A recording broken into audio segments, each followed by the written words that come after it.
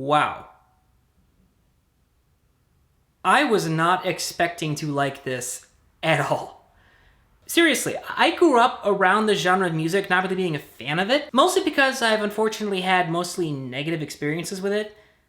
Well, not it, the people who were listening to it were most of my bullies in my youth, and as a result I never gave their music a shot. But then as I grew older and I started learning more about it, I started to gain a better appreciation for it. And now, having seen this movie, and having gotten a glimpse of their early days and their history and the real reason behind their music is just... wow.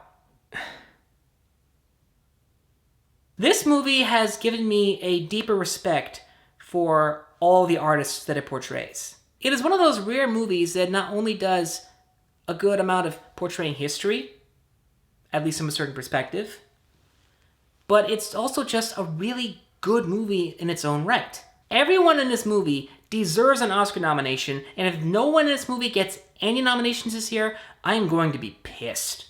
The story follows the early days of Ice Cube, Eazy-E, and Dr. Dre. It chronicles their origin, their evolution, their fallouts, their revelations, their experiences, both good and bad, their reactions to very specific events, and above all, their humanity.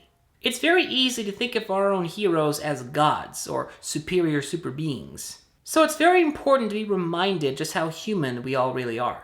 It's a very gripping story about success, fame, fortune, art, and most of the things you would expect from a biopic about a musician.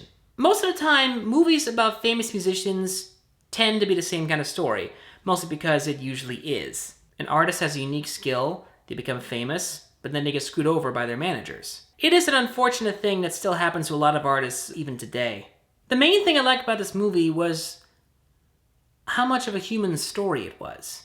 It spent less time with the music and more time with the characters. It was a very strong character piece. The film was directed by F. Gary Gray, who actually directed Ice Cube's more famous film, Friday, as well as a couple of other films that you may have heard of. What I really like about F. Gary Gray as a director is that he's not afraid to get gritty and hard, but he's also still very tasteful about it. Unlike most other directors who do a lot of tough, dark, and gritty stuff, F. Gary Gray actually has a level of taste. He knows when something is just gritty enough and just dark enough that it gets the message across without overdoing it. He doesn't excess in how bloody someone gets when they get beaten up, but he's also not afraid to show it, especially when the story calls for it. But the best thing about this film is that even if it wasn't inspired by the events of actual people, it would still be a great movie in its own right, because it tells a great story, and it gets you properly emotionally invested. Of all the things I find important about making a proper movie, the most absolute essential element is emotional investment. If you can make me cry, you've made a good movie. At least in my opinion. And in case you're wondering, yes, this film has made me cry.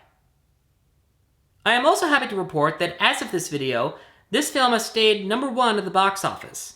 Yay! If you haven't already seen it, please go see it. Even if you're not a fan of the genre of music that it talks about, you will absolutely love this film.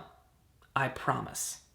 And on the off chance that anyone from NWA might be watching this, all I have to say to you guys is, I'm sorry that I didn't have a better understanding of your history sooner.